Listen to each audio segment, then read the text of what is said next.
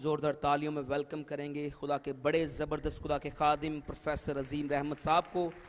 ज़ोरदार तालियां बजाएं खुदा के जलाल के लिए। हालेलुया।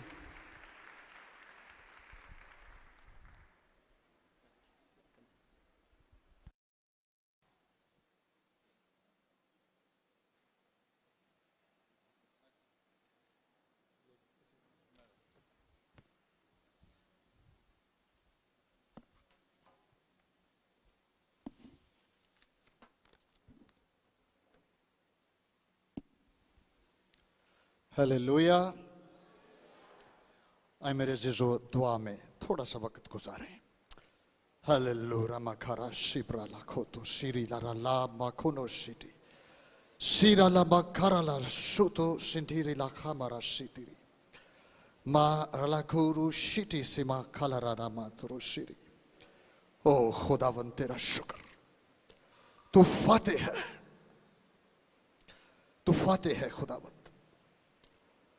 आज चर्च तेरे खादमों की दुआओं से, तेरे मुकद्दसीन की दुआओं से, चर्च की प्रेयर से, फास्टिंग से इब्लीस को पीछे हटना पड़ा है और तेरे चर्च जो लॉकडाउन की वजह से बंद थे आज खुल गए। हालेलुया। सारा जलाल खुदावंद तुझे देते हैं। आज जब तेरे कलाम से खुदावंद खिदमत करने लगा हूं, हमारी मदद कर, हेल्प कर, ताकि हम इन आखिरी अयाम में से जो गुजर रहे हैं इनको समझ सके। हमारी बड़ी मदद और रहनुमाई कर, यीशु मसीह के नाम से आमीन आमीन। मेरे जीजो, मैं ज़ाती तौर पर पास्टर सालिक का, उनकी टीम का, चर्च का शुक्रिया अदा करता हूं। उन्होंने मुझे दावत दी कि आज मैं खुदा का कलाम की खिदमत आपके साथ शेयर करूं, और मेरा दिल खुशी से भरा है, आप सबका भी, कि कोरोना वायरस जो पूरी दुनिया में एपिडेमिक के तौर पर मूव हुआ है, और इन अयाम में जब लॉकडाउन हो गया, अभी भी है, कई जगहों पे तो अभी भी है, बहुत सारे खादमों ने इन अयाम में दुआ और रोजे में वक्त गुजारा और अभी भी गुजार रहे। प्रोफेसीज और प्रोफेटिक बातों को समझने की कोशिश कर रहे हैं। What is this all? सवाल जहनों में आते हैं, क्या ये खुदा कर रहा है? क्या खुदा ने ऐसे किया है? इब्लीस ने किया है? डिमोनिक पावर्स हैं जो दुनिया का कंट्रोल फुली तौर पर लेना चाहती हैं? क्या चर्च को बंद करने के पीछे खुदाबंद की प्लानिंग है? स्पिरिट्स का कोई काम है? That all question. और मैं बाइबल का तालिब इल्म होते हुए आई रिसर्च्ड ए लॉट। कॉन्टिन्यूली मैं भी दुनिया के खादमों के साथ दुआ में रहा और प्रोफेसीज को बार बार समझने की कोशिश में रहा। खुदा क्या सिखाना चाहता है, क्या कहना चाहता है, कौन से अयाम गुजर रहे हैं? मेरे जीजो, मैं आज आपको इसी अयाम के साथ अटैच करते हुए कुछ बातें एज ए सर्वे, क्लू, थोड़ा थोड़ा टच करूंगा।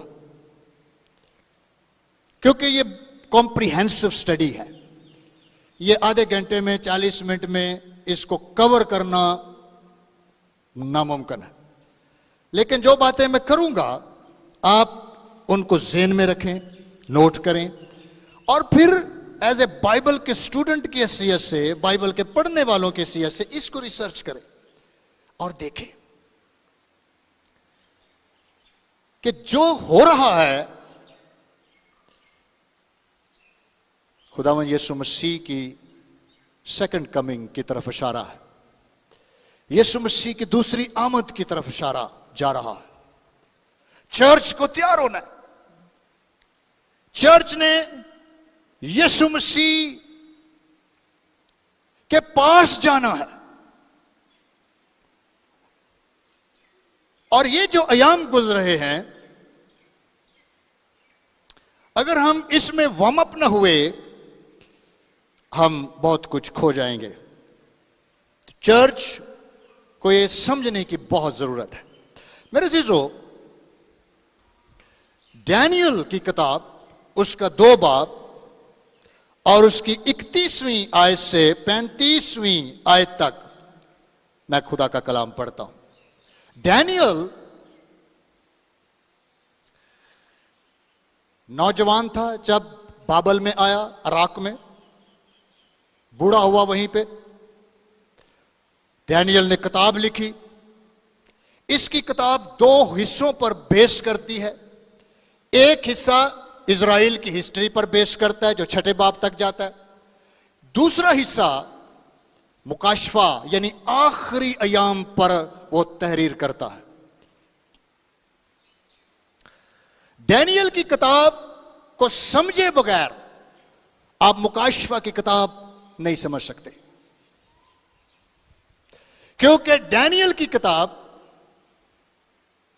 या दानियेल की किताब और मुकाशफा जो यूहन्ना ने लिखा, अरसे बाद, एक लंबे अरसे बाद, दोनों में कमाल हम आहंगी है, कमाल सिमिलैरिटी है और कमाल बातें हैं। नबूकतनजर बादशाह है और नबूकतनजर को ख्वाब आ जाता है। मैं कॉन्टेक्स्ट थोड़ा सा पसे मंजर बता दूं इस तलावत से पहले का। बड़ा डिस्टर्ब हो गया है बादशाह, बहुत डिस्टर्ब है। नजूमियों को बुलाया, फलगीरों को बुलाया, बड़े बड़े आलमों को बुलाया, इल्म फलकियात को बुलाया, मजिशियंस को बुलाया। जो बादशाह को ख्वाब बताएगा और तबीर करेगा, बादशाह उसको सुरखरू करेगा, और जो बादशाह को ख्वाब नहीं बताएगा उसको खत्म कर दिया जाएगा। बहुत टेरेबल सिचुएशन हो गई। किसी को समझ ना आए कि बादशाह ने क्या देखा है। कहें बादशाह सलामत अपना ख्वाब बताएं तो हम तबीर करें।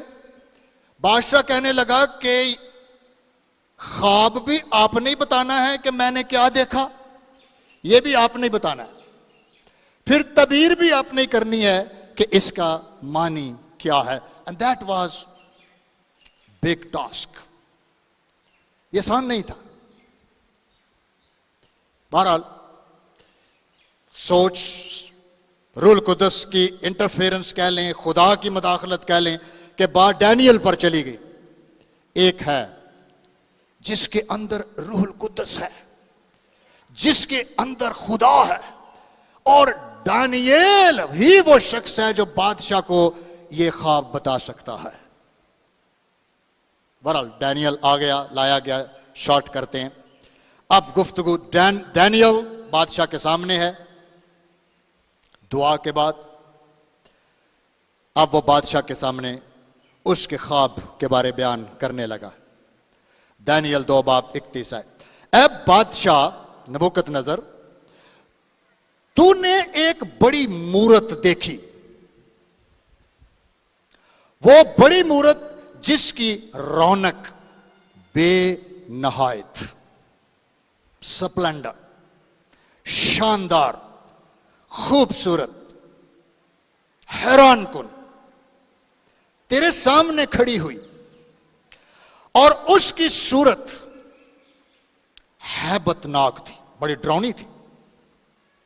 एक स्टैच्यू देखा है तूने, वैसे दिखने में तो वो स्टैच्यू कमाल का है, एक्सीलेंट है, लेकिन तू देख कर डर गया है क्योंकि वो बड़ा हैबतनाक है, बड़ा खौफ सा पैदा कर रहा है। उस मूर्त का सर, हेड, खालिस सोने का है, सोने का था। उसका सीना, चेस्ट और बाजू चांदी के, उसका शिकम, शिकम कहते हैं ये नीचे ये हिस्सा,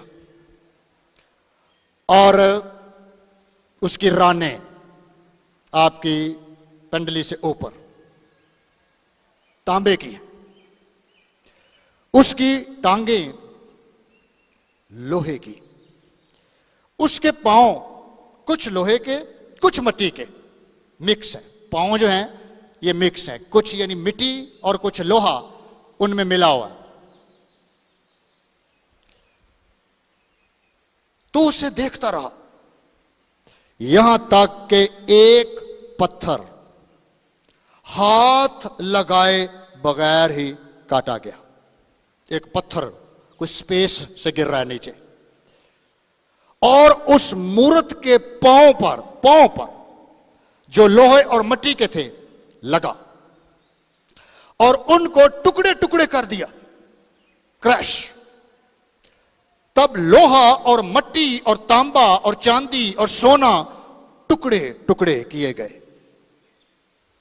और ताबस्तानी खलियान, ताबस्तानी फारसी का लफ्ज है, इसका मतलब होता है गर्मियों का मौसम। गर्मियों के मौसम में जब गंदम कटती है और गंदम कटने के बाद जो भूसा होता है या तूड़ी होती है, जैसे वो हवा उसको उड़ा ले जाती है, ये सारे कुछ ऐसे उड़ गए जैसे हवा में भूसा उड़ जाता है और उनका कुछ ना मिला।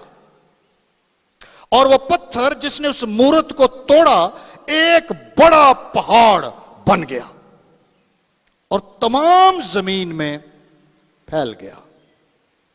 इसी के साथ एक और तलावत, डैनियल की किताब 9 बाब 24 से 27 आए। डैनियल अपसेट है। डैनियल जानना चाहता है कि आखिरी वक्त में क्या होने वाला है।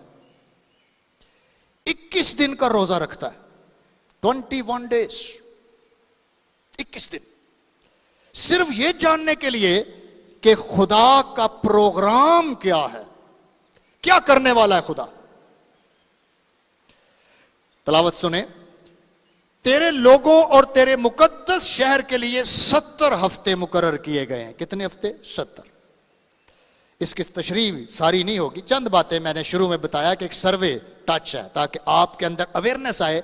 घर जाएं, अपनी बाइबल, या बेहतर है कि कोई स्टडी बाइबल, मुतालियाती इशात या आतशीन बाइबल जिसमें रेफरेंसेस और कमेंट्रीज लगी होती हैं, जिसमें मजीद मालूमात होती हैं, उनसे आपने इनको रिसर्च करना है। 70 हफ्ते मुकर्रर किए गए हैं कि खताकारी और गुनाह का खात्मा हो जाए, बदकरदारी का कफारा दिया जाए, अपनी रास्तबाजी कायम हो, रोया और नबूवत पर मोहर हो और पाक तरीन मकाम ममसू किया जाए, दैट इज यरूशलेम, इजराइल। बस तू मालूम कर और समझ ले कि यरूशलेम की बहाली और तमीर का हुक्म सादर होने से ममसू फरमानवा तक 7 हफ्ते, 62 हफ्ते, तब फिर बाजार तमीर किए जाएंगे, फसील बनाई जाएगी। मगर मुसीबत के अय्याम में और 62 हफ्तों के बाद वो ममसू कत्ल किया जाएगा, यीशु मसीह, और उसका कुछ न रहेगा। और एक बादशाह आएगा जिसके लोग शहर और मकदस को मस्मार कर देंगे और उसका अंजाम गोया तूफान के साथ होगा और आखिर तक लड़ाई रहेगी। बर्बादी मुकर्रर हो चुकी है, you need to know it.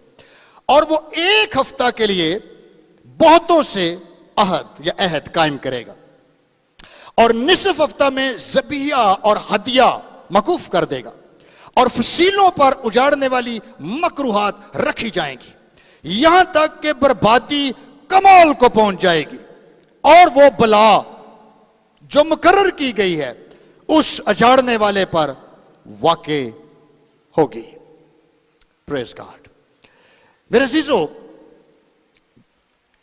मुख्तसरन मैं इसके ऊपर आज आपको थोड़ी सी इंडिकेशन देना चाहता हूं। डैनियल ने जो मूरत दिखाई कि तशरीह की नबूकदनेस्सर बादशाह को, उसने कहा दुनिया में जो तूने स्टैच्यू देखा है, दुनिया के अंदर ये सल्तनतें बर्पा होंगी, किंगडम्स। नंबर 1 गोल्ड, यानी हेड बाबल अराक। अराक उस वक्त सुपर पावर था। नबूकदनेस्सर बादशाह है और वह तू है, लेकिन तुझे खुदा खत्म कर देगा। उसके बाद एक और सल्तनत बर्पा होगी और वो सल्तनत फारस की होगी, ईरान। इन मुकाशफों को समझे बगैर आप कोरोना वायरस और एपिडेमिक्स को नहीं समझ सकते। आप आखिरी अयाम में तैयारी नहीं कर सकेंगे जब तक आपको प्रोफेसीज की समझ नहीं। फारस आएगी, लेकिन फारस के बाद यूनान की सल्तनत आएगी, ग्रीक, सिकंदर आजम। यह तीसरी होगी। फिर खुदा तीसरी सल्तनत को भी खत्म कर देगा और चौथी सल्तनत आ जाएगी, रोम। यीशु मसीह के टाइम की बात हो रही। लेकिन इसके बाद क्या होगा, यह इंटरेस्टिंग है। बाबल की सल्तनत, फारस की सल्तनत, यूनान की सल्तनत और फिर रोम की सल्तनत, यह खत्म होगी। लेकिन रोम की सल्तनत के बाद लोहे के टांगे उसकी लोहे की थी, दैट इज रोम। पांव जो थे वो मिट्टी और लोहे के बने हुए थे। मूरत देख रहा है। मेरे अजीजों, रोम की सल्तनत जब खत्म हुई तो यह रिफॉर्म्ड सल्तनत में दुनिया पे मुसल्लत हो गई। डैनियल ने बताया बादशाह को कि जब रोमी सल्तनत खत्म होगी तो रोम की सल्तनत 2 हिस्सों में डिवाइड हो जाएगी। नंबर 1 लोहा और मिट्टी।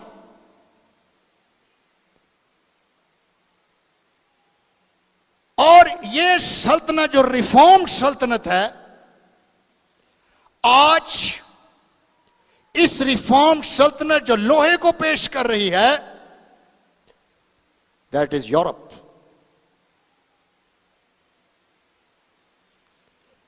आज उसका नाम रोम नहीं है, आज उसका नाम यूरोप है, जिसको यूरोपियन यूनियन कहते हैं। यूरोप बेसिकली रोम की रिफॉर्म्ड शक्ल है। यह उसके लोहे की तस्वीर। और मिट्टी, यह मजहबी भी होगा, मजहबी, रिलीजियस, यानी मजहब और सियासत मिल जाएंगे।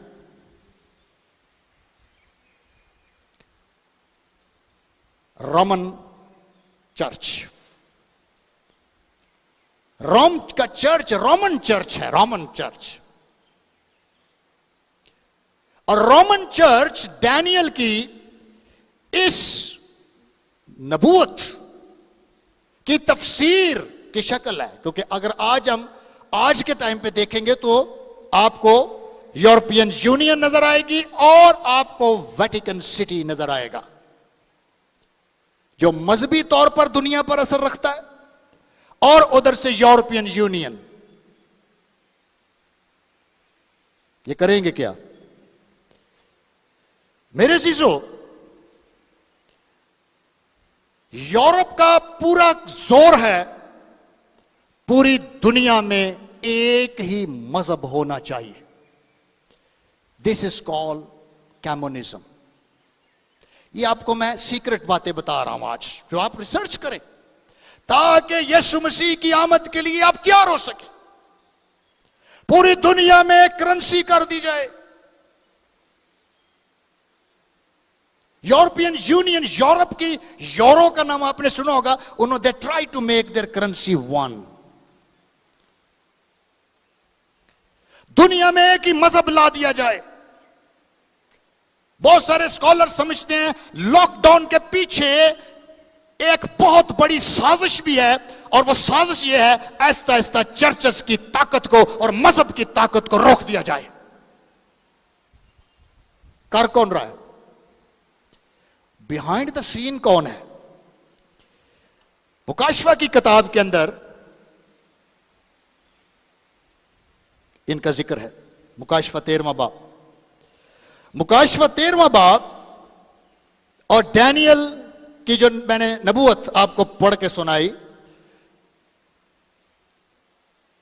कि इस वक्त दो आखिरी सल्तनत की बात डैनियल ने की। That is called Europe. Europa नाम है, जेन में रखे, अरोपा। यूरोप का नाम जिस बदरू के नाम पे रखा गया, मैं ऐसे आपको बताता हूं। अरोपा एक डीमन, एक स्पिरिट है। इस स्पिरिट का जिक्र मुकाशफा की किताब उसके 17वां बाब और उसके 18वें बाब में जिक्र है। एक औरत जो बीस्ट पे या हैवान पर बैठी आपको नजर आएगी। आप घर जाके जब मुकाशफा 17 बाब 18 बाब पढ़ेंगे तो आपको नजर आएगा बड़ा शहर बाबल गिर पड़ा, बाबल तबाह हो जाएगा। लेकिन ये बाबल कौन है? यूरोप। यूरोप के पीछे कौन है? अरोपा। अरोपा कौन है? बदरू। इस बदरू को क्या काम है? इसके नाम पे यूरोप है। यूरोप का नाम अरोपा, और अरोपा यूनानी देवी है। पीछे छुपे दुश्मन को समझने की जरूरत है। एक मूवी है डॉक्यूमेंट्री, रेप ऑफ यूरोप। लिख ले, रेप ऑफ यूरोप। आप यूट्यूब पर बैठ के देखें, गौर से देखें, आपको सारे सीन की समझ आएगी कि ये दुनिया में क्या हो रहा है। डॉक्यूमेंट्री है जो डैनियल की किताब और मुकाशफा की किताब पर बेस करती है। वेरी वंडरफुल डॉक्यूमेंट्री, ताकि आप तैयार हो सके, आपको समझ आए कि ये दुनिया में इस वक्त हो क्या रहा है, पीछे छुपे दुश्मन कौन है। मुकाशफा की किताब 13 बाब में और 17 बाब 3 हैवानों का जिक्र है। 3 बीस्ट। अगर आपने कभी मुकाशफा नहीं पढ़ा तो जरा पढ़ें। मैंने ये लॉकडाउन में मैंने बहुत दफा मुकाशफा की किताब पढ़ी है, लेकिन इन लॉकडाउन में तो और ज्यादा बारीकी से पढ़ने की कोशिश की है, और ज्यादा डैनियल की किताब एंड लॉट ऑफ रिसर्च। तो सारी नहीं, अगर आपने ये किताबें पहले नहीं पढ़ी या तफसीर के साथ नहीं पढ़ी तो हो सकता आपके लिए थोड़ी मुश्किल हो, लेकिन पढ़नी है। You are Christian, read it. This is a word of God, ताकि आप तैयार हो सके कि what are going to happen in the world. Church ready हो सके। 3 हैवान है। पहला हैवान समुद्र से निकलता है, मैं सिर्फ क्लू दे रहा हूं। दूसरा हैवान जमीन से निकलता है। तीसरा हैवान अथाह गड्ढे से निकलता है। और ये तीनों हैवान मिलकर दुनिया का कंट्रोल लेने की कोशिश करेंगे। हैवान पता किसको कहते हैं? Super powers. Super power. हर कोई दुनिया पर कंट्रोल करना चाह रहा है। यूरोप, कभी आप यूरोपियन यूनियन की अगर कभी इमारत देखें ना, इमारत, तो उन्होंने अपनी इमारत जो यूरोपियन यूनियन की है, कभी आपने पैदाइश की किताब में पढ़ा होगा बाबल का बुर्ज बनाया था, और बाबल का बुर्ज बन नहीं पाया था, का अनकंप्लीट रह गया था क्योंकि खुदा ने उनकी जबानें बदल दी थी। यूरोप की जो बिल्डिंग है, उन्होंने अपनी बिल्डिंग को बाबल की उस बिल्डिंग से मिला के तख्लीक किया हुआ है, और ऊपर टॉप पर जाकर उन्होंने आधी छोड़ दी हुई ऐसे करके, ताकि पता चले कि जिस तरह बाबल अनकंप्लीट रहा, यूरोपियन बिल्डिंग भी अनकंप्लीट है। What is this? Read it. Okay, it represent the devil. 3 beast का जिक्र है मेरे अजीजों, मैं बता रहा हूं, और इसके पीछे जो छुपी हुई ताकत है, दैट इज एंटी क्राइस्ट, मुखालफे मसीह की स्पिरिट। ज़हन में रखें, दुनिया के ऊपर, मुल्कों पर इब्लीस कंट्रोल करता है, स्पिरिट्स कंट्रोल करती हैं। जब डैनियल 21 दिन का रोजा रख रहा था और जब्राइल फरिश्ता नीचे आया, तो जब्राइल फरिश्ते ने कहा कि 21 दिन तक मुझे फारस के मुवक्किल ने रोका। मुल्क पर कंट्रोल किसका था? मुवक्किल का, बदरू का, स्पिरिट्स का।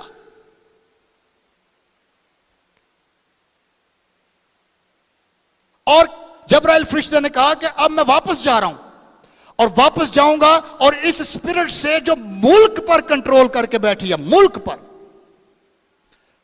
हम इसके साथ फिर लड़ेंगे, इसको हटाएंगे। लेकिन जैसे इसको हटाएंगे, यूनान का मुवक्किल आ जाएगा। यानी सिकंदर आजम के पीछे भी कौन है? स्पिरिट, पीछे स्पिरिट है। और जब्राइल कहता है उसके बाद वो आ जाएगा, and he will get the control. इसलिए मेरे अजीजों, चर्च को तैयार होना है। मुकाशफा 13वें बाब में पहला हैवान समुद्र से आता है। आप घर में जाके पढ़े। समुद्र रिप्रेजेंट करता है दुनिया को, यानी ऐसा लीडर जिसको दुनिया सपोर्ट करेगी, सारे खुश हो जाएंगे। इस वक्त अभी जितने भी इंटरनेट आपके चल रहे हैं, ये 4G पे चल रहे हैं, लेकिन अब दुनिया में 5G इंट्रोड्यूस होने वाला है।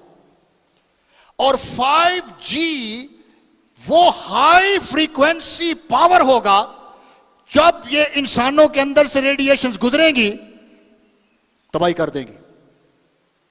इसको रोकने की कोशिश की जा रही है। इसके साथ साथ दुनिया के अंदर माइक्रोचिप, इंटरनेट चिप आपके हाथों पे लगाने की कोशिशें की जा रही। दुनिया में तो बेशुमार जगहों पे इसको इंप्लीमेंट किया गया है। मुकाशफा 13 बाब में लिखा है, एंटी क्राइस्ट जो अथाह गढ़े से निकलेगा, मुखालफे मसीह की स्पिरिट जब ये कंट्रोल ले लेगी, किसी बीस्ट का, किसी शख्स का जो रोम से हो सकता है। गवर्नमेंट आपको अभी पता क्या हो रहा है, कवनेंट, ये जो कोरोना वायरस है, बाहर तो उन्होंने ये कर दिया कि जिसको चिप नहीं ना लगेगी, chip, no any activities can done. और वो चिप जिस्म के अंदर लगा रहे हैं, हैंड पर, राइट हैंड पर, जो आपका सारा डेटा बताएगी। आप ऐसे करेंगे, स्कैन हो जाएगी, और सारी आपकी पर्सनालिटी उस कंप्यूटर पे आ जाएगी। आप दुनिया में कहीं भी मूव कर रहे होंगे, आप शॉर्ट आउट हो जाएंगे। अब मुकाशफा की किताब में जिक्र है कि आखिर वक्त में इंसानों के अंदर ये चिप्स लगना शुरू हो जाएंगी। मुकाशफा 13वां बाब। इस चिप का जो बिट्स हैं, जिसके ऊपर ये बैटरीज और इसकी फ्रीक्वेंसी चलती है, इस बिट्स पर जो बनी है, उस बिट्स की फ्रीक्वेंसी कोड 666 है। 666। Go and research. मैं आपको थोड़ा सा इस कोरोना वायरस के पीछे प्रोफेसीज को बताना चाहता हूं। You can do it research. पूरी दुनिया के अंदर यह हलचल मची हुई है, लेकिन खुदा के लोग, चर्च, खुदा का कलाम के अंदर मूव हो रहे हैं ताकि मुखालफे मसीह, एंटी क्राइस्ट की स्पिरिट्स जो ताकत लगा रही है चर्चेस के खिलाफ, ईमान, क्योंकि मुखालफे मसीह चर्चेस के अगेंस्ट है, जहन में रखें। ही डिसलाइक क्रिश्चियंस, ही डिसलाइक ज्यू। दो कौमें हैं जिनके खिलाफ बदरू हैं, जोरदार तरीके से हरकत में है। Number 1 Israel, number 2 church. ये दोनों उनकी सल्तनत के अगेंस्ट हैं। जब वो कहते हैं चिप लगाओ, क्रिश्चियन कहते हैं हमने नहीं लगवानी। क्यों? क्योंकि बाइबल में इसका कोड दर्ज है। बाइबल में लिखा है, याद रखना, जो समझ रखता हो समझ ले, उसका सीक्रेट कोड है 666। जो विजडम रखता है वो जान ले कि यूरोपियन यूनियन के अंदर उनकी करेंसी के ऊपर औरत और औरत बीस्ट पर बैठी हुई है, बुल पर बैठी हुई है। मुकाशफा 17 बाब 18वां बाब।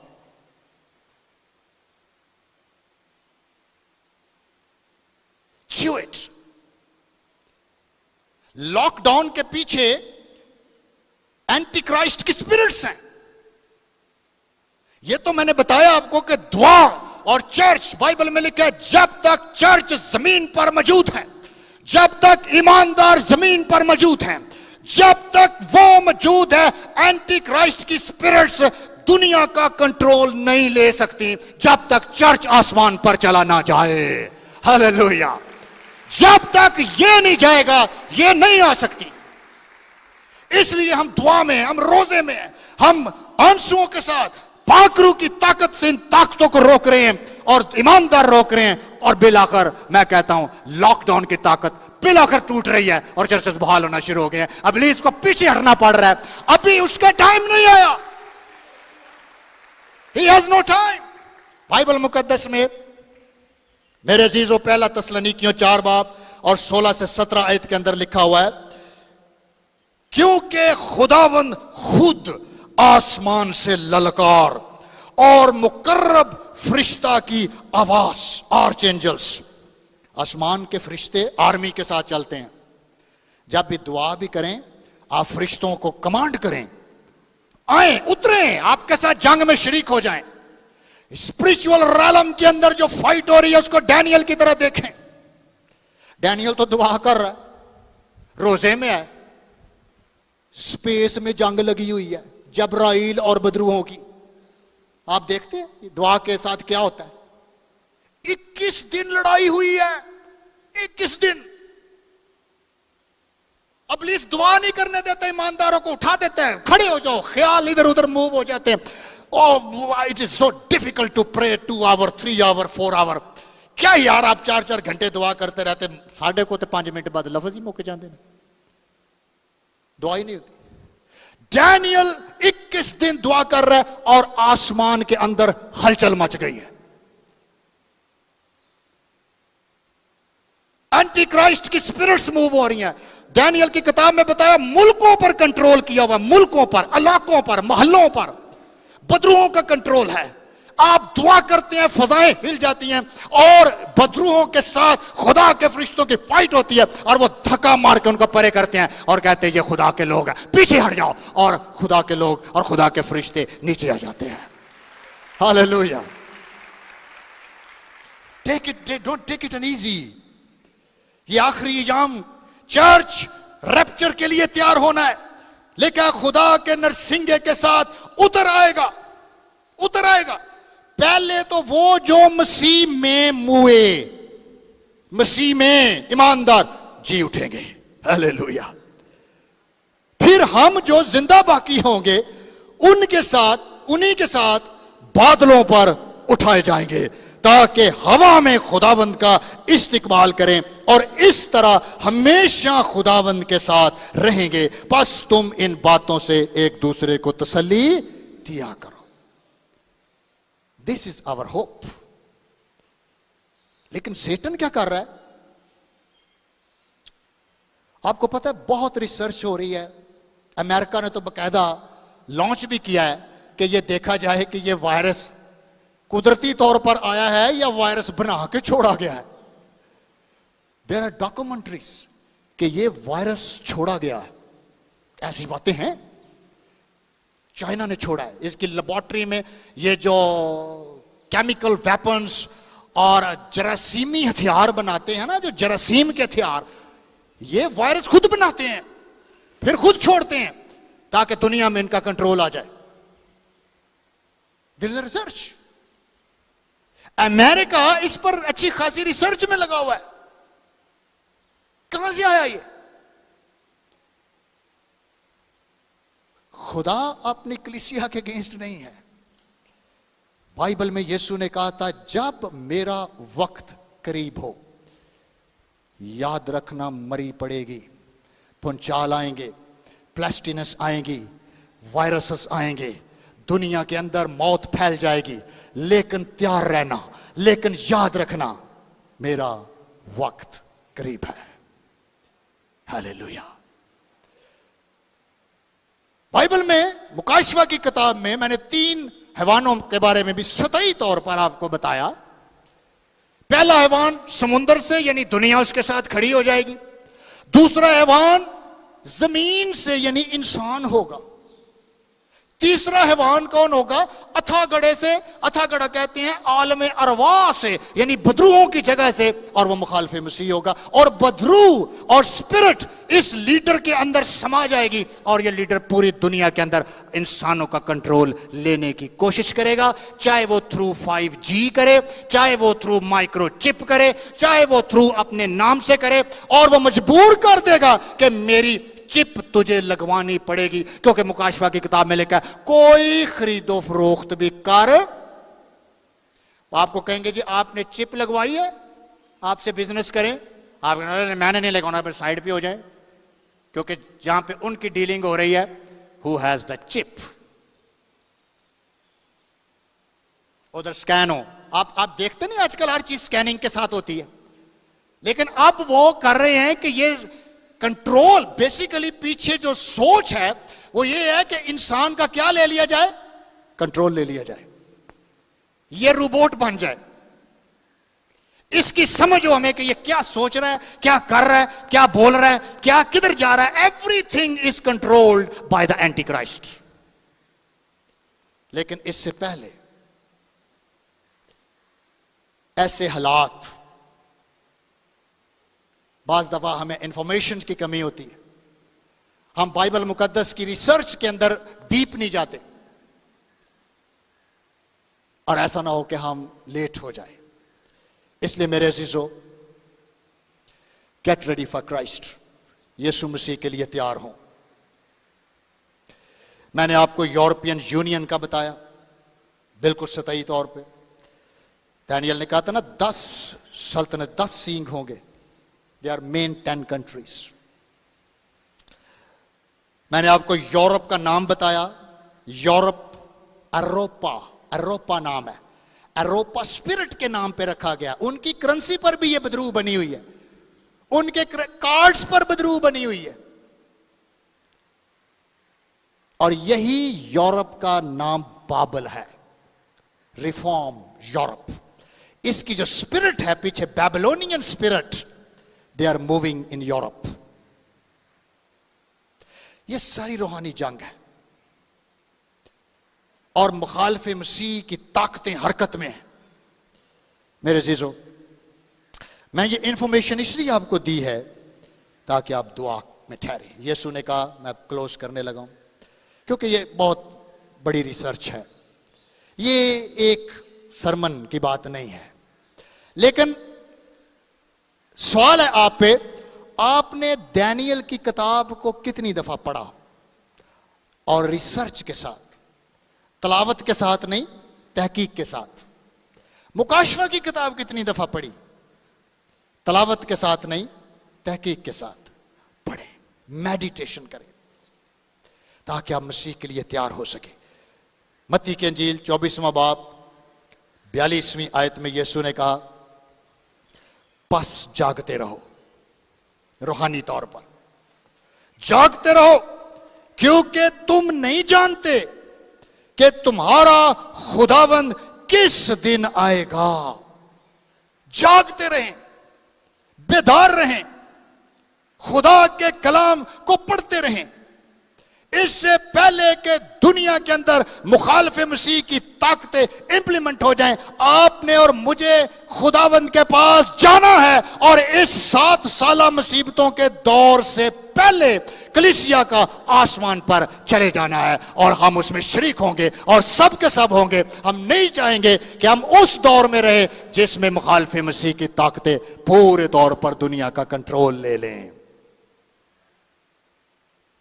अभी तो एक कोरोना वायरस है, मुकाशफा की किताब में 7 साल लिखे गए हैं, सख्त मुसीबतों का दौर, द ग्रेट ट्रैबुलेशन।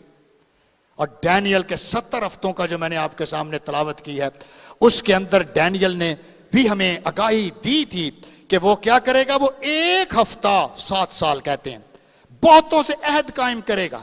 ये लीडर ना सारे मुल्क से कहेगा, दुनिया को कहेगा कि देखे जी मैं अमन चाहिए, अमन का पैगाम देगा। अमन अमन कहते कहते ये बहुत कुछ कर जाएगा। निसफ हफ्ता में ज़बिया और हदिया मकूफ कर देगा, इजराइल के साथ सीधा हो जाएगा लड़ाई के लिए।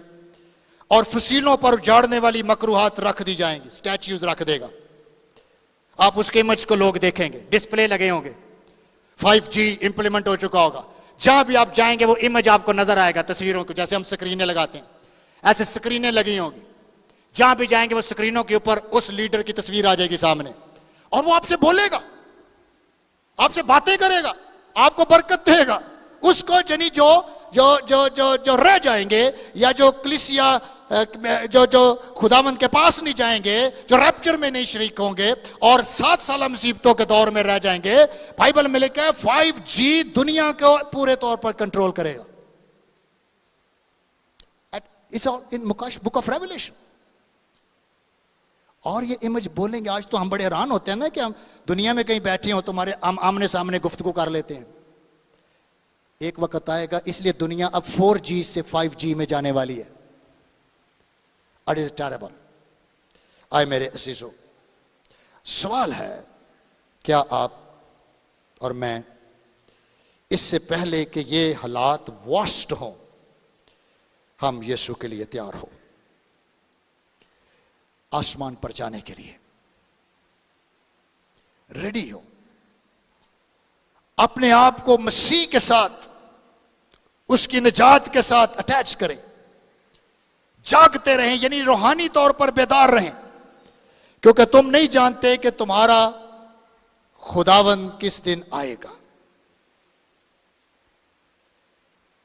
गेट रेडी मेरे अजीजों। और जो इंडिकेशंस मैंने आज आपको दी है, बाइबल में लिखा है इकोनॉमी तबाह हो जाएगी।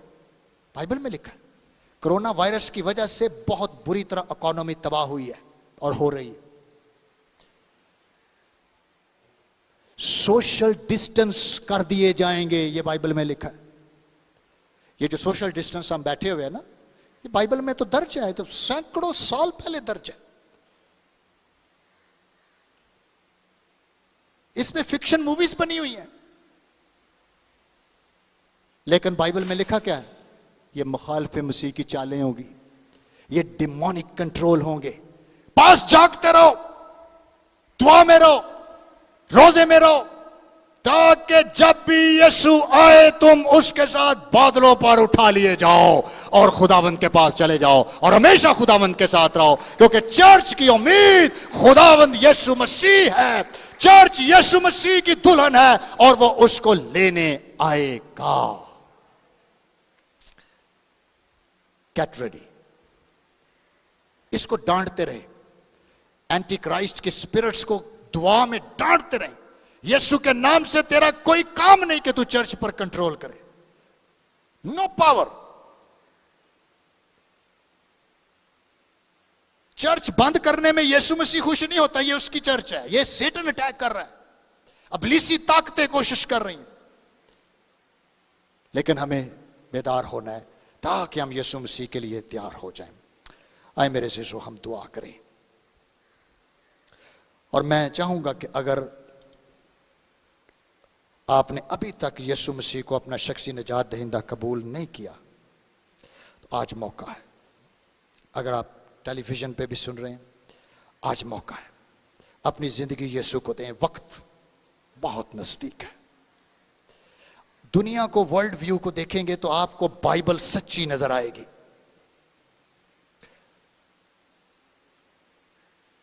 आप आज अपनी जिंदगी खुदावंद को दें। और अगर आज आप में से भी यहां जो बैठे हैं, जो अभी तक नई पैदाइश का तजर्बा नहीं रखता, मैं चाहूंगा अपनी जगह पे खड़े हों, मैं आपके लिए भी दुआ करूंगा। लेकिन वो जो बॉर्न अगेन नहीं है, जो बॉर्न अगेन है, शुक्रगुजारी करें। No need to stand. मैंने कहा जो ऐसे लोग जो पहली दफा यीशु मसीह को कबूल कर रहे हैं, ताकि हम अपनी जिंदगी यीशु को दें। एक छोटी सी दुआ आप मेरे पीछे कर सकते हैं। ऐ खुदावंद यीशु मसीह, मैं तेरे पास यीशु के नाम से आता हूं। मैं ईमान रखता हूं कि यीशु मसीह तेरा इकलौता बेटा है। मैं ईमान रखती हूं कि तूने उसे मुर्दों में से जलाया है। मैं अपने मुंह से इकरार करता हूं कि यीशु मेरी जिंदगी का खुदावंद यानी मालिक बन गया है। मैं उसे ईमान से कबूल करता हूं। उसने मेरे सब गुनाह माफ कर दिए। अब मैं यीशु के नाम में हमेशा की जिंदगी को कबूल करता हूं। मैं अपने मुंह से इकरार करता हूं कि मैं नए सिरे से पैदा हो गया हूं। मेरे जीजू, आप डेफिनेटली नए सिरे से पैदा है। You are a born again Christians. खुदावंत यीशु के नाम से अपने कलाम को समझने का फजल दे, क्योंकि हम तेरे साथ बादलों पर जाने वाले हैं। हम जानते हैं चर्च मुखालिफ मसीह की ताकतें, फारस के मुवक्कल, बेबीलोनियन सल्तनत के मुवक्कल, यूनानी मुवक्कल, कोई भी डिमोनिक पावर चर्च पर हावी नहीं हो सकती। कोरोना वायरस चर्च को बंद नहीं कर सकता। आलमे रवा के दरवाजे तुझ पर गालिब नहीं आएंगे, यीशु ने कहा। Praise the Lord. खुदावंद अपने चर्च को, ईमानदारों को दुनिया में जहां भी तेरे लोग हैं महफूज रख और उनको बेदार रख, ताकि पूरी दुनिया में से कलीसिया आसमान पर उठाई जाए और तेरा नाम जलाल पाए। आज के टीचिंग से बरकत दे, अवेयरनेस दे कि हम इन बातों पर मजीद सीखें और मजीद जान पाएं और मजीद तहकीक करें, ताकि तेरी आमद के लिए तैयार हो सके। खुदा बाप, खुदा बेटे, खुदा रूहुल कुद्दुस के नाम से आमीन। God bless you. Thank you very much.